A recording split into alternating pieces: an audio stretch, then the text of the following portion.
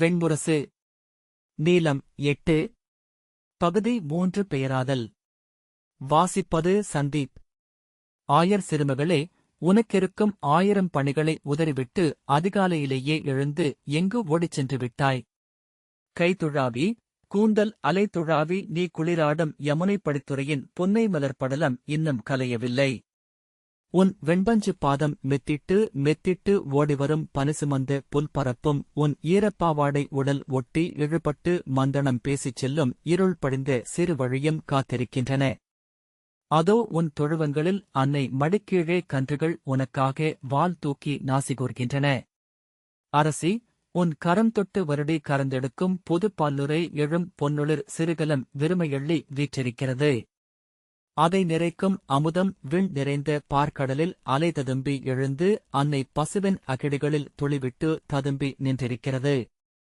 எங்கே சென்றிருக்கிறாய்? இளங்காலை இருள் விலகும் முன்னரே கன்னியர் இல்லம் விட்டுச் செல்வது முறையா? நில், உன்னுடன் துணை வருகிறேன். என்னை சேர்த்துக்கொள், உன் இடையாடையில் ஆடுகிறேன். உன் மலர்குழலை உலைக்கிறேன். உன் மங்கள மணத்தை நீ செல்லும் வழியெல்லாம் நிறைக்கிறேன். விடுவதற்குள்ளேயே ராதை கோகுலத்தை அடைந்து விடுவாள்.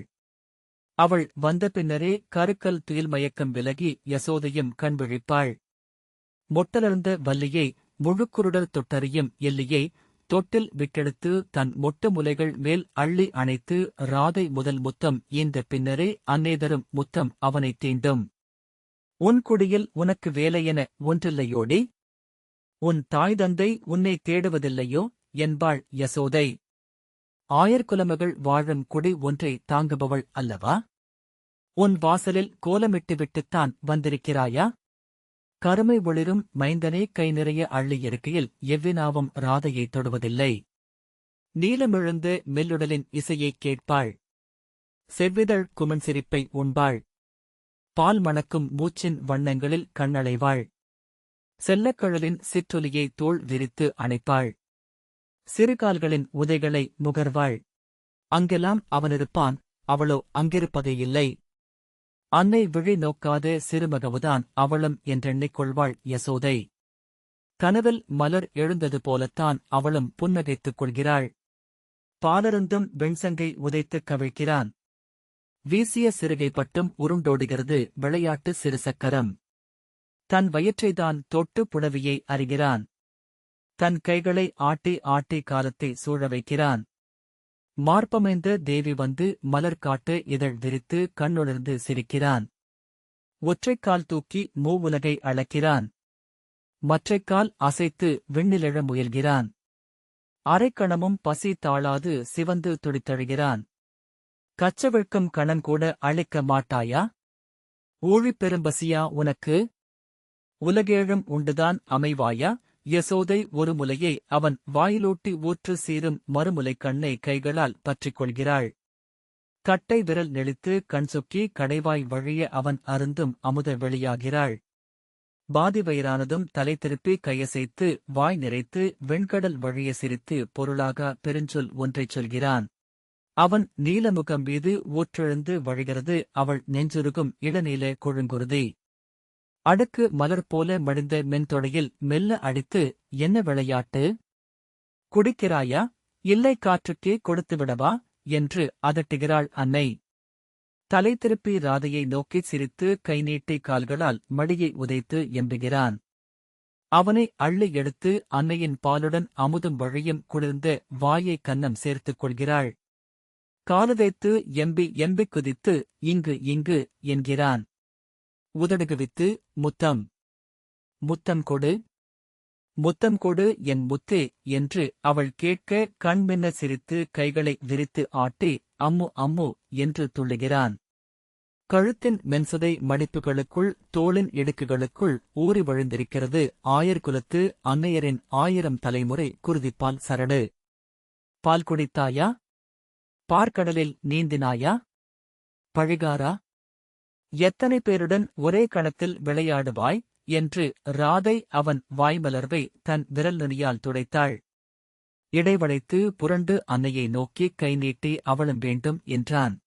ஒற்றைக் கணத்தில் ஒருத்திதான் உன்னை அள்ள முடியும் என் சிறு மூடா என்று சிரித்தாள் யசோதை.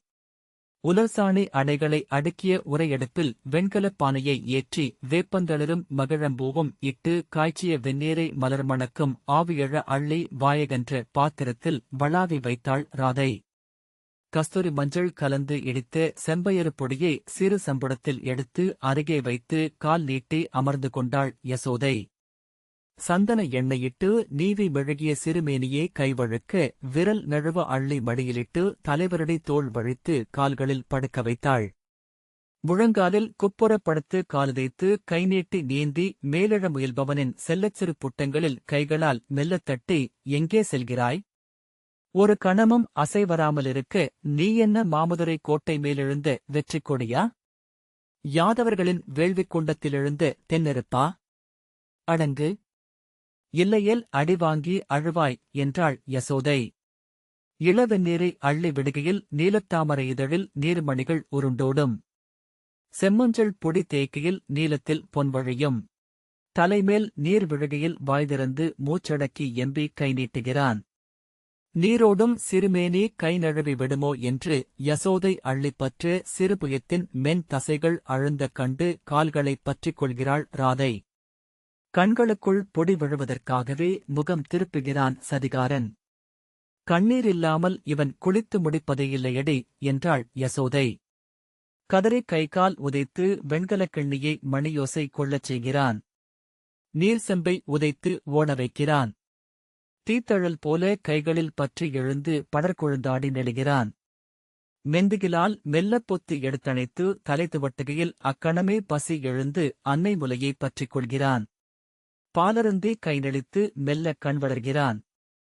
அருகே முழந்தாளிட்டு அமர்ந்து ராதை மண்மகள் நினைத்தேங்கும் அவன் மலர் செம்பாதங்களை துடைக்கிறாள்.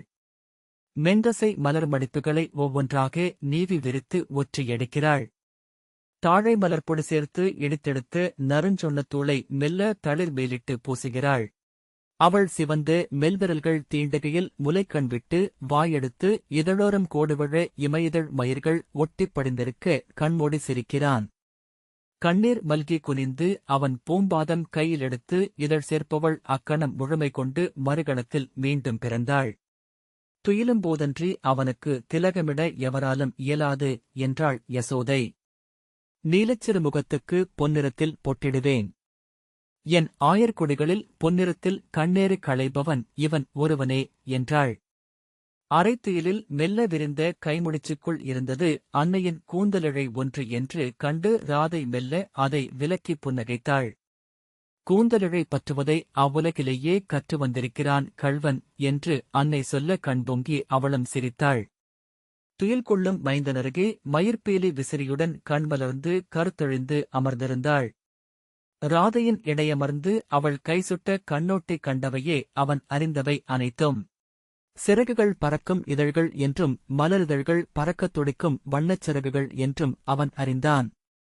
மரங்களில் விரிந்த பல்லாயிரம் செவிகளை, மான்களில் சிலிர்த்தசையும் இரு இலைகளை, தும்பியின் துதிக்கைச் சுருளை, யானையின் சிறகுகளை, ஆலமரத்தின் வால்குஞ்சங்களை, ஆனுரைகளின் விழுதுகளை, வீடு பறக்கும் வானை, மேகம் உறைந்த மலைத்தொடர்களை, யமுனையின் அனல் நெளிவை, சுடர்விளக்கின் குளிருற்றை அவள் விழிகள் வழியாகவே கண்டடைந்தான்.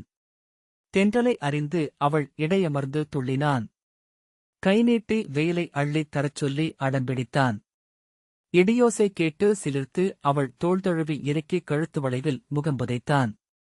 நிலவை நோக்கி தாதா என்று கை நீட்டி விரலசைத்தான். இருண்டவானில் எழுந்த விண்மீன்களை நோக்கி விழிமலைத்து அமர்ந்திருந்தான். கண் சொக்கி கருத்தழிந்து கட்டை விரலை வாய்க்குள் செலுத்தி தலை தொங்கி துயின்றான். அவள் தோளில் குளிர்ந்து வழிந்தது அவன் கண்ட கனவு. அவனை மார்போடணைத்து, என்ன கனவு என் கண்ணனுக்கு என்று அவள் கேட்டாள். நாக்கு சுழற்றி தன் இனிமையைத்தான் சுவைத்து என்று அவன் பதில் சொன்னான். ஒவ்வொன்றுக்கும் ஒரு சொல்லிருப்பதன் விந்தையில் துள்ளித்ததும்பி கைவீசிச் சிரித்தான். மா என்று வானைச் சுட்டிக்காட்டினான். அச்சொல்லாலேயே பசியையும் மகிழ்ச்சியையும் துயிலையும் விழிப்பையும் வீட்டையும் சுட்டினான். ஆற்றலைச் சொல்லும் ஒலியே பா என்று கண்டு கொண்டான். கனத்த புயங்களில் இறுகிய மரத்தடிகளில் பாறை பரப்புகளில் அச்சொல்லை அடைந்து கொண்டே இருந்தான். இருத்தலே தானென்றறிந்து தன் வயிற்றைதான் தொட்டு கண்ணொளிர நகை மலர்ந்து நன் என்றான். இங்கே, இது, இப்போது, இனி என அனைத்துக்கும் அதையே சொல்லாக்கினான். சொல்பெருகி உலகாகும் விந்தையை அவள் குரல் வழியாக கண்டேந்தான். ஒவ்வொன்றையும் சுட்டும் அவள் விரலையும் குவிந்து நீண்டு விரிந்து ஒலிக்கும் அவள் உதடுகளையும் புன்னகையும் பாவனை அச்சமும் எழுந்து வரும் அவள் கண்களையும் மாறி மாறிக் கண்டு அவன் சிந்தை மொழியை அடைந்தான். ஒன்று முளைத்து ஓராயிரமாகும் முடிவிலா மாயமே சொல்மொழி என்றுணர்ந்தான். காகம் என்று கருமேகத்தை கண்டடைந்தான். கிளி என்று இலைகள் அனைத்தையும் சொன்னான். குருவி என்று தன் கைவிரல் குவித்துக் காட்டினான். பூ என்று அவள் செவ்விதழ்கள் மேல் கை வைத்து சிரித்தான். கோப்பைகளையும் கிண்ணங்களையும் கரண்டிகளையும் வீட்டுக்குள் பரப்பி வைத்து அதே அன்னை பேருரு கொண்டு விளையாடி எழுந்து சென்றதே வெளி என்றறிந்தான். அங்கு என்று கை சுட்டி அதைச் சொல்லி எழுந்து செல்லத் துடித்தான். மலைகளையும் நதிகளையும் காடுகளையும் வைத்தவளின் முந்தானை நெளிவை வெயிலென்று கண்டு இரு கைகளையும் பிரித்து அதில் பறந்தாட விழைந்தான். போ போ என்று இடையமர்ந்து துள்ளித் துள்ளி ராதையிடம் சொல்லிக் கொண்டே இருந்தான். அங்கே அங்கே என்று கை நீட்டிக் கொண்டே இருந்தான். சிரித்துக் கொண்டே அங்கேயா அங்கேயா என்று கேட்டு அவள் அவனை எடுத்துக்கொண்டு ஓடினாள். பச்சை வெளிமேல் இளமஞ்சள் ஒளிவிருந்த அந்தியில் யமுனைக்கரை மேட்டின் எல்லை வரை சென்று நின்றாள். கைவிரித்து காலுதைத்து தாவியெழும் மைந்தனுக்கு புரவியாக கால் விரைந்தாள். அந்நீலக் கொடி பறக்கும் மரமாக அங்கே நின்றிருந்தாள். பின் நீலத்தழல் பற்றி நின்றறியும் விறகாக தன்னை உணர்ந்தாள். நீட்டிய கைகளுக்கு அப்பால் குடை சாய்த்தது போல் நின்றிருந்த நெடுவானைக் கண்டு அசைவழிந்து விழி விழுந்து அமர்ந்திருந்தவன் மெல்ல நெடுமூச்செறிந்து அவள் கழுத்தில் கையிட்டு தோளில் முகம் சேர்த்து ராதை என்றான். மழைப்பட்ட நீர்ப்பரப்பாக உடல் சிலிர்த்து என்று அவள் கேட்டாள். ராதை என்று சொல்லி கண்மூடி முகம் புதைத்தான்.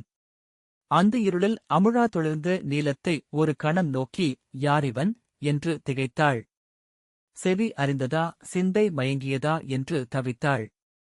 யார் யார் என்று மீண்டும் மீண்டும் கேட்டாள்.